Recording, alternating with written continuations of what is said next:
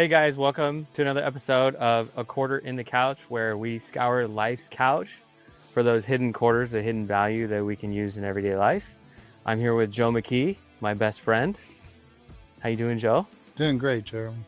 Thanks for being on the show. We're gonna have a good time. Awesome. I'm ready. I tell stories all the time, but I wanted you to tell the story of how we became friends. How we became friends. Well, that started at Church on the Hill. I had the privilege of becoming the associate pastor there in 96. Had a great time coming on board, meeting Joe Delgado and Adam De La Vega at the time. And Oh yeah, good old Adam De La Vega. yeah, and then you were coming in as the youth pastor. I actually met you in the youth church. You were in there with a group of kids, and I came walking in, and to tell you the truth, I couldn't tell who is the pastor and who's the kids. You blended in with them right Oh in man, there. I got that so often. And then when I began talking with you, I mean, you and I talked a little bit about God the first time we met. It was basically about God and what you wanted to do with the kids, skate park. And I mean, I heard all these dreams coming out of you at that time about the skate park and bicycle park for the kids and place for them to come and be safe. And I was like, yeah, that sounds great. We're ready for that too. And that church was a great property for that. It would have been beautiful. Meeting you then, you had an aura about you. And I think you've heard this more than just from me, but you know, God definitely had his thumbprint on you at that time. And he still does. He's still using you in a mighty way. And, you know, just not the way we all imagined. You know, I actually pictured one day standing up on the stage at Church on the Hill and you being the pastor and me being still the associate pastor, because I'm an evangelist. I'm a street beater. I'm not a stand in a pulpit and preach every weekend kind of guy. I'd rather get out on the streets, pound the streets, find the people that need to hear about God and let them have it. Yeah, you're really good at having those interactive conversations, because I remember going out on market night a couple times, and you know, I was the catcher, and like people were walking in and out of the street and this and that, and I would have to catch people, start conversations randomly. By the way, super awkward for me. Really? Super awkward for me. It was very scary for me to do that, and I still to this day kind of have a fear of rejection. Okay. And so like when you're walking the street and you're like, hey, do you want to be prayed for? Or hey, do you know, let me tell you about Jesus. It's there's a mantra that comes with that. I think I was at the church before you. Oh yeah, you definitely were. Was the associate pastor. Yeah. And that was because I started with Adam and Joe before they actually brought me on staff. And I was still working at Teen Challenge at the time. I was walking to and from church from my home down on Wabash. And I just thought it was so funny because people saw me coming to church, and Verna May, my grandma, first time I walked into church up at Church on the Hill, I had my red heavy drinker t-shirt, John 7:37, any man thirst, let him come unto me and drink from the living well. Oh, and I remember walking into that shirts. church and Verna May looking at me and going, young man, you should be ashamed of yourself coming into the house of God dressed like that. And I was like, wow, I hope I never meet the rest of her family.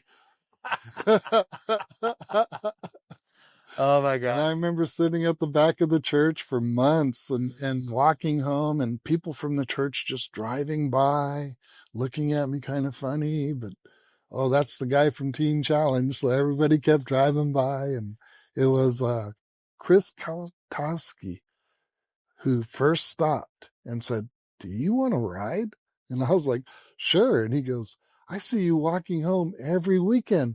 Doesn't anybody offer you a ride? And I said, no. And he was like, why do you walk? And I said, don't have a driver's license. And he was like, okay, don't need to hear no more. And he just drove me home. And then he was like, if you're going next weekend, I said, I don't know if I am. You remember I was at Teen Challenge still, and I still had to go back to the program on some weekends.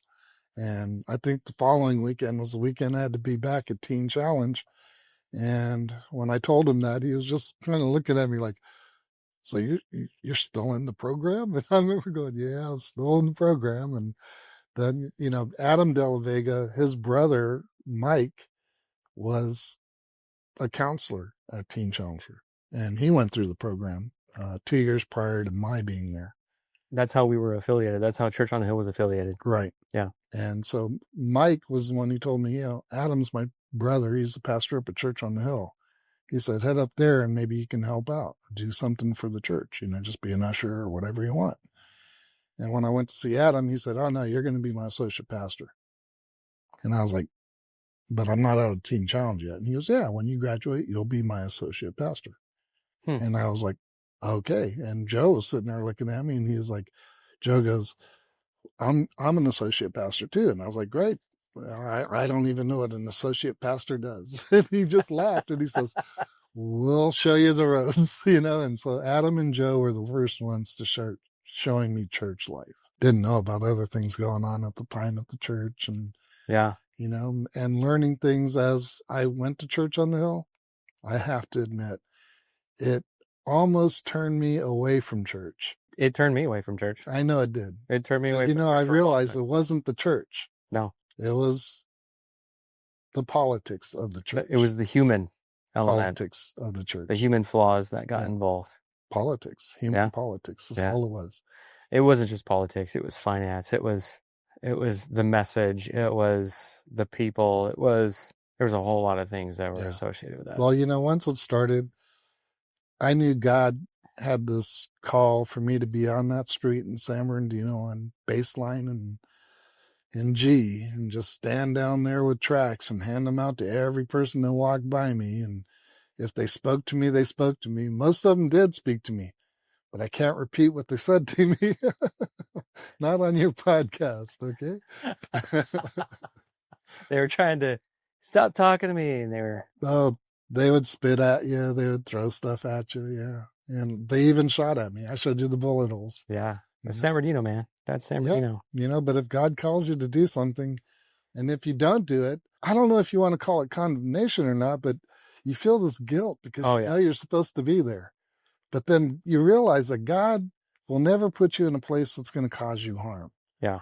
And so I just had to trust God every time I went out there on G Street and Baseline. And when I'd hear gunshots, I'd flinch for sure. That veteran in me comes out and I want to die for the ground and return fire. But I'm just laying there going, okay, they're not shooting at me yet. Yet. But I'll keep my avenue escape right open, Yeah. But it was amazing, and 4 years of doing that. The full time I was at Church on the Hill, and then afterwards for 2 years of just constantly doing it because God wouldn't let me go. I averaged about 28 girls a year, getting them into either Teen Challenge or Children of the Night or Lamb's House. I'd get them into someplace. That in itself made the difference for me about what happened at church. Made me realize God had a higher calling and I need a place to learn the good and the bad about it's a business. Church is a business. You have to learn the good and the bad, and you have to learn how to control the good and the bad. The bad, you either cut out completely if they don't want to come to the understanding of what they're supposed to do. And, I couldn't do it at that church. I didn't have the power. Yeah. I didn't have the authority. I saw the things happening, but no matter who I went to, if I went to the board, I was acting against the pastor. And if I went to the pastor, I was acting against the board. Which means that the board and the pastor were not on the same page. They were never on the same page at Church on the Hill. Yeah. After Adam Del Vega and his incident, after that, I think the board lost faith in pastors, period, and began thinking, we'll run it. They just preach it. And that would have worked with someone, let's say, brand new in the business, like me, or Joe Delgado, who's never been a full pastor of a church. Mm-hmm. We would have listened to the board. Yeah. And said, okay, we're going to, take your advice and lean in that direction for now. But if God pulls us this way and tells us to do something different, we'll bring it to the attention of the board. We would have been that way. Instead, they brought in a pastor who had this plan. And with that plan, there's going to just be a lot of bad blood. Yeah. We knew that the minute he started to speak when he got the position. I think you and I knew that. I think there was a lot of people that didn't. Oh, I think the board was catching on real fast. Rafika did. I don't know, because when I look back through that conversation, right, Right. and through those processes, my opinion was sought after, and they asked me, and I was like, I don't know, I can't pinpoint it, but it doesn't feel right. Right. And obviously, looking back, hindsight as 2020, we know exactly what happened, Yeah. right? We're not here to discuss exactly what happened. What happened, and that's why I'm leaving things out. I'm beating around the bush on that one, you know. Well, I don't want to dog anybody, but I've known you for a long time. A long time. Church on the Hill was a great place to meet you. Finding out that you were a golfer, and I thought it was really cool to learn that you knew my daughters. Yeah, at high school. In high school. Yeah. And then, I was a little embarrassed about that, to tell you the truth, because up until that point, to the point of Teen Challenge, I taught them about Jesus only through it's on TV. Yeah. It's Christmas time. Go watch TV. Yeah. And, yeah. And that was about it. I didn't take my daughters to church because my Japanese culture, my wife's Buddhist, was Buddhist. So I respected that, and I didn't push religion into her life. Of course, we all know that later down the road, after I got out of the military, getting addicted to drugs and the prescription drugs from pain pills and alcohol, 4 DUIs in 1 year, being pulled over on the last one. And 3 days after, my attorney said, if you get pulled over on one more DUI, you're going to jail and there's nothing I can do. And I said, okay, 3 days After later. your fourth. No, my third. After your third. And then I got pulled over on my fourth, and I remember looking at the sheriff as he walked up, and he didn't even reach the top of my window. So I couldn't get out of the car for the guy, so I just rolled my window down about 1.5 inches, and I said, you're not big enough, please call back up. And I rolled my window back up. And so he didn't say a word. He just turned around and walked back to his car. Yeah. Why do you feel like you were drinking so much and doing the things that you were There was strife, a lot of strife with me in the military, the post office, my family. That was when we split the restaurant and my brother moved in, and yeah, there's so much strife going on in my life at that time. And I was so full of anger about the military anyway that I decided the only way to handle this was I wanted to fight everybody. So I said, the best way to handle this is go work in a bar, be a bouncer. Oh boy. I worked at 3 different bars as a bouncer, and I spread them out. So I'd work 2 nights in each bar, have 1 night off, and plus doing my job at the post office. Mm-hmm. At first it was good. I would go there and I would break up fights, and then pretty soon it just got to the point where, you know what, you guys don't have to pay me because I'm having too much fun in here. Because my reward is beating people up. You know what, just line up shot cups. And so it got to the point where they would put 20 shot cups on the bar. And each shot cup represented a drink of my choice. Mm. And that's how I got paid nightly. Wow. 20 shot cups. And if you went into Rumor's bar and went to the left-hand side, underneath the bar, my 38 was taped to the bar. And I had a fighting stick in the corner that just looked like a half a pool stick. Then you went over to the Cactus Club. And when you walked in there on the right-hand side of the bar, my other 38 was taped under the bar and another fighting stick down on the floor next to that. What decade was this? This is in the 80s, 90s? This is early 80s. So back during a time where having a gun taped under having a gun, because you can't do that now. Can't have a gun taped under a bar. Yeah, they used to. Yep. I mean, they did it. They weren't supposed to back then, I'm sure. No, we weren't supposed to. But it wasn't one of those things where it was like, all right, so we're going to pull your liquor license and you're closed down right in it. Yeah. People kind of understood. I started drinking at the bar and then driving home. And I got away with it for years and years and years. How old were you when you were a bouncer? 24, 25. Okay. So I was ripped. I was just going to say, so you were out of the military recently. When did you get discharged from the military? I was 23. 23. And so military. I actually got out when I was 22, but I didn't receive my discharge papers for 7 months until after I got out. Yeah, but that's because of the terms of under the situation of why you got out. What caused so much trauma after getting out of the military that caused you to kind of go in to say, I need to fight? Well, I had that anger from the military. I got wounded. I got sent home. I didn't want to go home. And then being told, well, you're broke. You're no good to us anymore. Kind of makes you angry. Yeah. Especially when I feel like I'm not damaged. I'm Talk just, talk about rejection. but Jesus. so I felt, rejected by the military, and then my family with the issue with the restaurant and the post office. Let me go after 15 years because we never disclosed that I had an injury from the military Mm, when I got hired. And so that was a rejection too. And everything hit at one time. And I lost my home in Ukaipa. And when I lost the home, I just went, okay, I'm going to go a little bat crazy now. And I did. And for a year, you just decided you're like, look, you know what? I've been trying to do this straight up and it's not working. So you like know, maybe if I just stop caring so much, and so I'll be I happier. did. I just ran amok. There's no rhyme or reason why a person does it. You just reach the end of the road. Yeah. And you've either hit the wall and crashed, or you've hit the bottom of the pit and you can't dig. And that's where I was. I was at the point where jail looked better. Yeah. And then when I got the fourth DUI, I stepped out of the car. I fought back with the officers. Through the grace of God, I didn't get the 30 years that they wanted to sentence me to. Through the grace of God, he took it out of a county court and put it in a Supreme Court. Through the grace of God, I had a judge who said, I don't believe in alternative sentencing programs. And yet he sentenced me to an alternative sentencing program. I had a public defender who went way above and beyond what he should have done for anybody.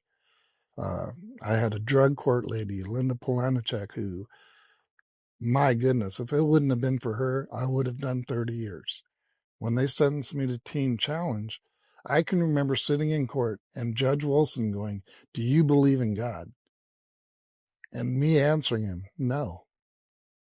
And he said, that's the wrong answer. I'm going to give you one more chance, but first you talk to this man. And he put me on the phone with James Calloway from Teen Challenge in Orange County. And James Calloway was a ex-murderer from Detroit, ran in gangs up there, black dude, just no nonsense about him. And he gets on the phone and he goes, I hear you don't believe in God. And I said, well, I don't know if I believe in God or not, to tell you the truth. I said, he wasn't there when I was in the military. Mm-hmm. He wasn't there when I came home. He hasn't been here when I've been through all this with my family. And so I don't know if there's a God or not. Yeah. And he says, well, are you willing to give God a try? Huh. And at that point, 30 years of jail, 2 years of Teen Challenge.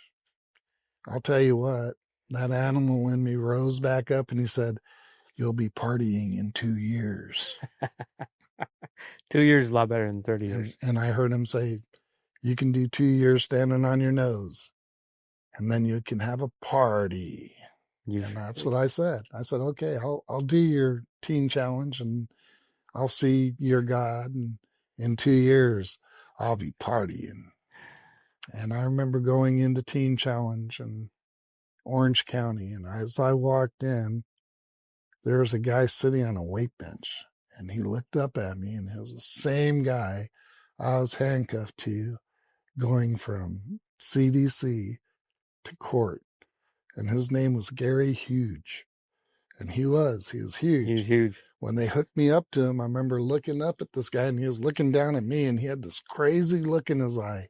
And I said, Gary, if you even try to run, I'm going to break your legs.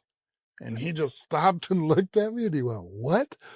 And I said, if you try to run, I'm going to break your legs. And he went, dude, we get into court and he heard my charges and everybody on that bus got quiet when they read off all my charges. I had 14 felonies Sheesh. and assaulting a police officer. There's 7 counts of that. And assault with a deadly weapon, assault with deadly intent. Assault, I mean, I didn't even know that was a charge. Yeah. You know? Yeah. They kind of stack it up on when some big event happens like that. Yeah, and then to be exonerated and told to go to a program instead, in my sinful thinking, I'm not even thinking that God's got his hand on this yet. Getting into Orange County, seeing Gary Hughes, he and I started talking, and he said, "What are you doing here? I thought you were going to Corcoran, man." And I was like, "Me too." And he was like, "God must love you." And then I found out that this guy was a ex-Baptist pastor, and he began teaching me the Bible. And the first year in Teen Challenge, I read that Bible 9 times. God does some things. Yeah, he does. I was in Teen Challenge for 2 months, and then Nicole and Amelia were in that car accident, and the car got ripped in half. Yeah, I remember that. And they took her to the emergency room, and we got the call at Teen Challenge. I was packing, and Gary Hughes and this guy, Kevin Codd, came in and they sat on me. Combined weight, 500 and something pounds. And I'm just laying on the bed going, "Get off me or I'm going to kill you guys." And they're all laughing. "You can't even move, boy. How are you going to hurt us?" And they just laid on me until sunrise. And then they said, "Now you can go to the office and tell them what happened. And if they take you to the hospital, they take you to the hospital. If they don't, got to trust God." And all night they kept telling me, "Just trust God, just trust God." So you weren't able to go. No, they wouldn't get off me. So, well, whether they got off you or not, you weren't able to leave. Right.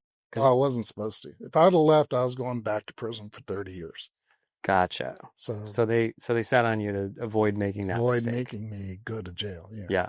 So then I found out the next morning that Nicole had a head injury, but she was okay. And she had been released and she was already home. Amelia, same thing, head injury, released, sent home.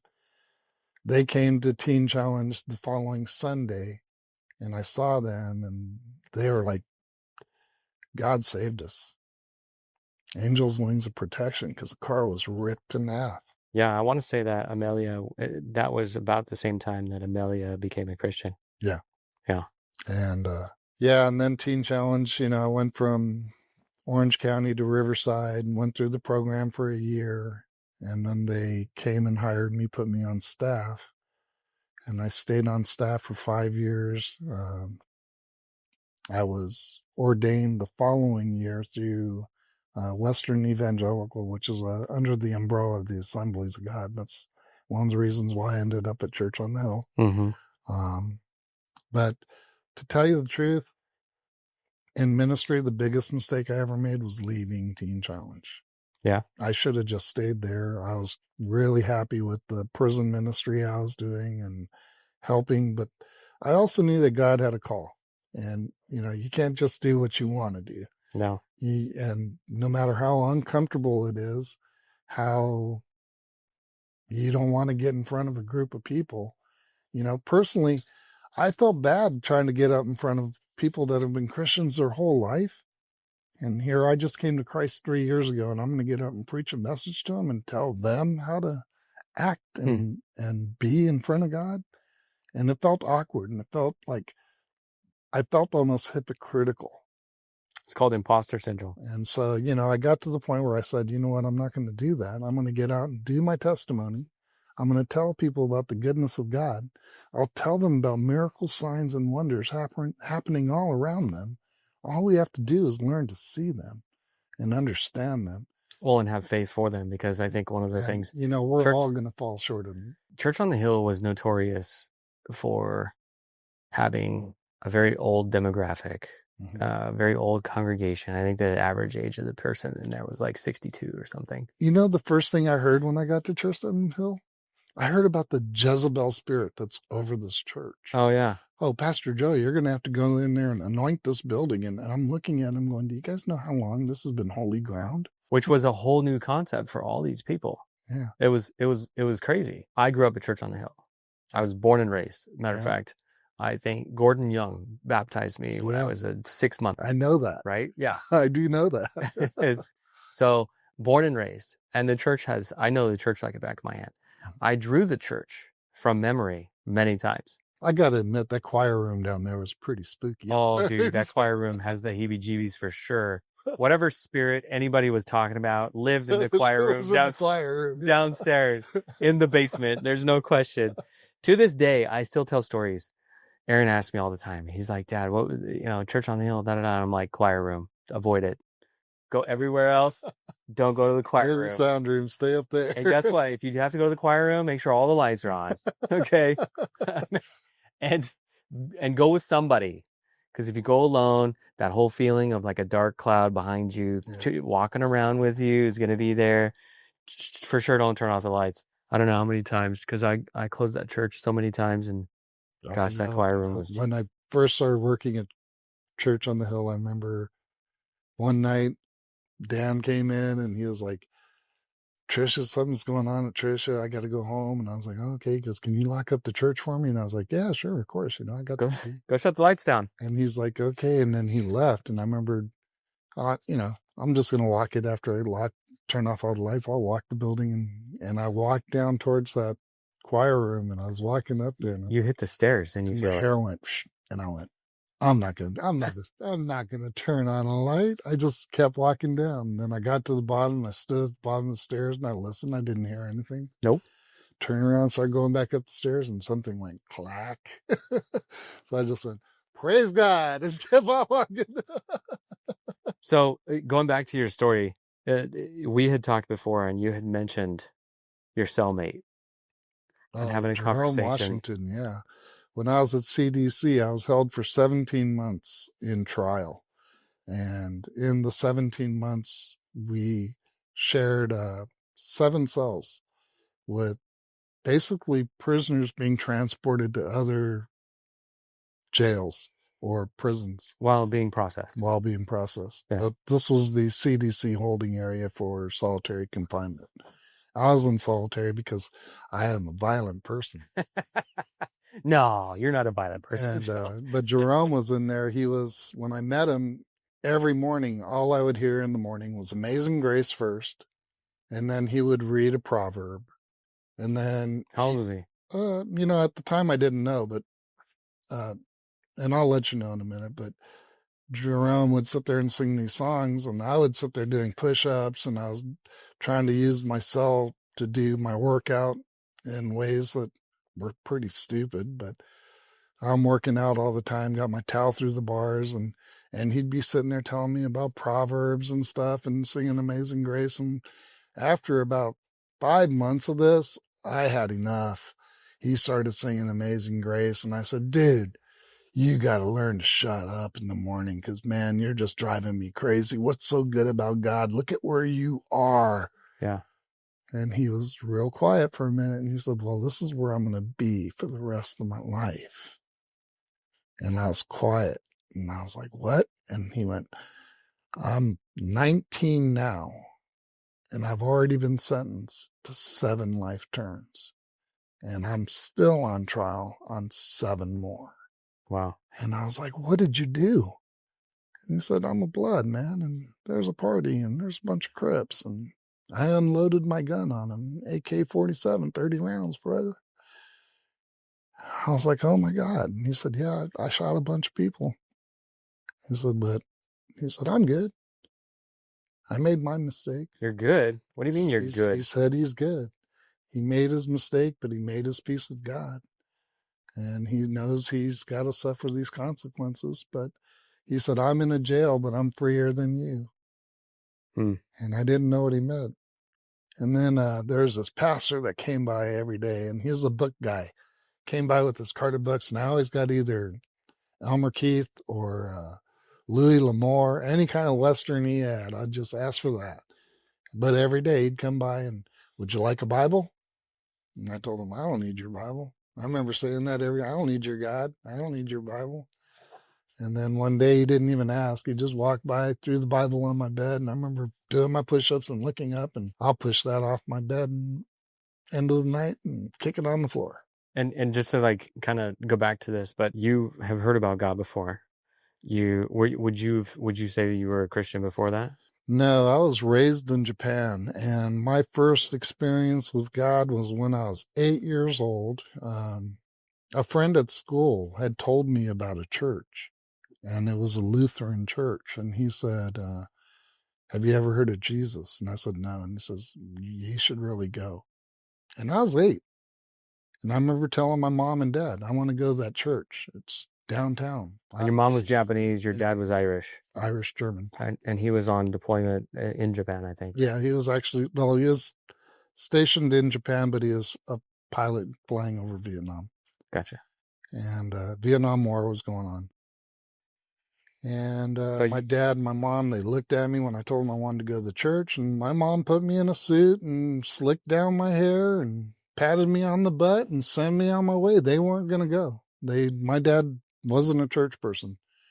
And so I walked down to that Lutheran church that Sunday, and I sat in church and I listened to everything they said. I didn't understand anything, but I remember afterwards the pastor coming up and asking me my name, what I was doing there.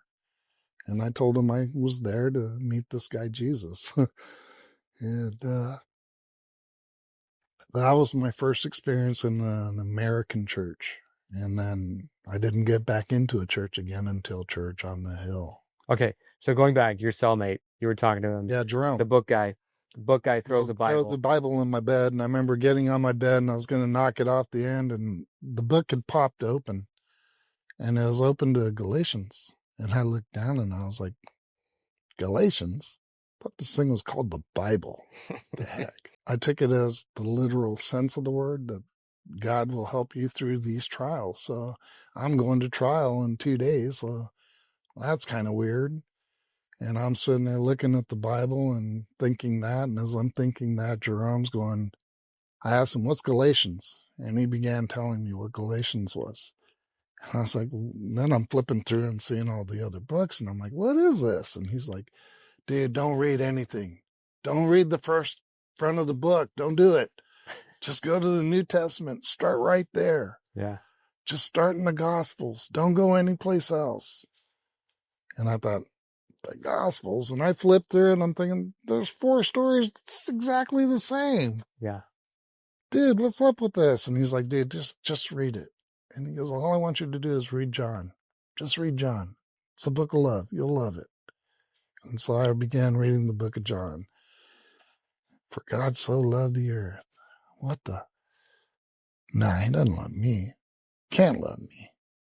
I'm a sinner beyond sin. I've done things that. Yeah, but at the same time, your cellmate sitting next to you serving already 7 life sentences. Yeah, but look at where he's Seek at. another In my 7. mind saying, yeah, but look at where he's at. Yeah, And well, when, but he, and okay. I'm All thinking, right. I'm going 30 years in too. So, Yeah, okay. Well, so I'm you're just like, 30, he's 7 life sentences. yeah, but I'm not even, at that point though, we don't look at other people. You're so focused on what's happening to you. That's what, and that's what the enemy wants you to do. He wants you to pity yourself, throw this pity party for yourself, and that way you'll never reach out for help. You're too busy trying to keep everything in. And so while I'm sitting there, that's when God opened that door in court. And when the judge asked me, do you believe in God? I was like, no. And he was like, I'm going to give you another chance. And Judge Wilson, amazing man of God, um, allowed everything to go through court, let me have these phone interviews with Teen Challenge right there in court. When James Calloway was like, I ain't got a good feeling about you. I think you're going to book. I think you're going to run. I think you're going to rabbit right out of my program, but you can come. I was like, wow, thanks, That's dude. reassuring, dude. Thanks. Yeah. Thanks And then for when the I met confidence. James, I understood why he said that. After being on staff at Teen Challenge and watching about 86% of the people rabbit out of the program, even if they're court ordered, it's amazing. Some people prefer the sin over salvation. So, Well, it's hard to get over that victim mentality, like you yeah. said, the whole, it's woe is me and I'm the one hurting. I don't care about your life sentences. I care about my sentence. And it's really easy to be into that. Well, it was funny because the day they sentenced me to Teen Challenge, they didn't take me back to back to the jail. They took me from there to county and then gave me back all my stuff that they had. And they didn't dress me out. They left me in the orange jumpsuit, handcuffed with chains to my hips, to my feet. And 2 guards, one on each side, escorted me into Teen Challenge in Orange County. And when they did, everybody there just stopped. And they'd never had anybody brought in like that. Mm-hmm. And they Mm-hmm. took me into, and I remember going into Ron Brown's office, and Ron Brown sitting there looking at me, and he's like, "We don't accept violent criminals." And they're like, "James Calloway did, and we don't want him anymore." It's your problem. And they dropped me out of the orange jumpsuit, took it with them, gave me my clothes. I changed out right there in Ron Brown's office. And then James Calloway came walking in, looked at me, and he goes, "There's some people in the yard that know you." And they took me on. That's when Gary Hughes saw me and started talking to me and telling me about the program. And yeah, they put me in the choir. And I'm the only guy, I can truthfully say this, that ever was told, "You do not have to sing in a Teen Challenge choir." Everybody in the choir or everybody in Teen Challenge required to sing. Yeah. Yeah. And they were like, "No, you can run the soundboard, Joe. You can't even make a joyful sound. Just stand over there." You got a voice for a book deal." It was fun. It was fun. Teen So Challenge was a great place. And then I went into prison ministry at Teen Challenge. And then 4 years later, I drove up to Corcoran and walked in and saw Jerome. And he ended up with 8 life sentences. I went up, visited him twice. First time I went and saw him, and then I put money on his books and went up and prayed with him before I left. You know, I'm going to say this, he is much more fervent in solitary than he was back in general public. But even then, when he saw me, he started crying and sat down. He said, "I knew God is good. I knew God is good." And we had never seen each other face to face. mm-hmm. Always just saw each other's hand. High five. See you later, whack. Even in solitary? Yeah, you couldn't see each other. Oh, really? Yeah. Oh. Yeah. They took us out one at a time. I didn't know that. Like shower time, take him out. And obviously he's gone for an hour. Makes sense, and then he comes back, lock him up, take me out. Wow. 1 hour. And you have an hour and you get a choice. You could do a 20-minute shower or a 20-minute phone call, and then 20-minute in the yard. And then the rest of the time is back and forth to your cell. So I was the cleanest guy there. I wasn't calling home. I wasn't going to talk to my wife. That would just make things even worse. Yeah. You're angry me. And I'd already told her to divorce me and leave me. And so, I was waiting for papers. Yeah. And never happened. She was faithful. She stuck with me through it. And she's a mighty woman of God. I've got my P31 right there. I don't ever have to worry or look further. Yeah. And God's good. Got me through that. I saw Jerome up in Corcoran. I was able to, thank him for teaching me to be patient with myself. Going back to Teen Challenge, my time there was almost up at that point. And I knew God wanted me to go out and be an evangelist. I just didn't know how or where or what I was going to do. And somebody had come up to me about a week before that and said, "God's going to open the door if you need to go." And that's when your dad came up and said, "Hey, we want you up at Church on the Hill." And I thought, okay, this is what God wants. And it was what God wanted, because through that I became the evangelist down on Baseline. Mm-hmm. I was there for 7 years. And, I feel that impacted more than what I did at Church on the Hill. The people there, they needed more than I was able to give, because they needed a pastor. In San Bernardino? No, in Church on the Hill. Yeah, okay. They need the pastor. They need an old school pastor. Right. They didn't get it. And, there was so much strife within the church that it was time to go. And it was time, that's why I said, I'm going to go do Forgiven and try to help the homeless and try to help the people coming out of addiction, because that was my call. That's what I wanted to do up there. I wanted to turn that whole wing into an apartment complex, and they didn't let me do that either. You went to go evangelize before or after Church on the Hill? During. The first year I started it. So you were doing both? Yeah. Well, I went down to check on that property on S Street. Remember? Mm-hmm. Adam De La Vega, he said, "Hey, Joe, go down and look at the building, see if there's anything we can do down there." Yeah, that was a church-owned building. And I went there, and the building was empty. The Mexican church was only using part of it, and they were never using the parking lot.